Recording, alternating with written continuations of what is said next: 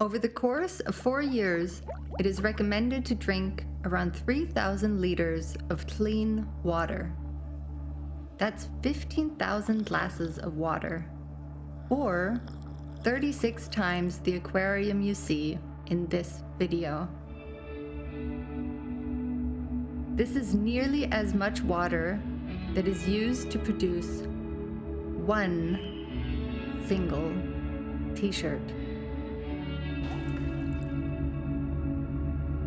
In the production of new garments, the fashion industry uses huge amounts of water.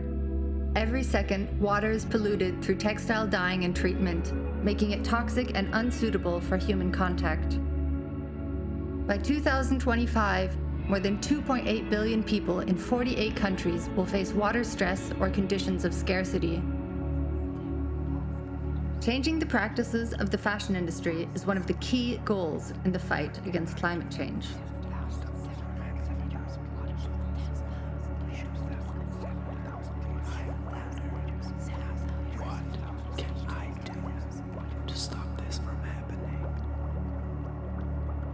The math is simple, and so can be the solutions.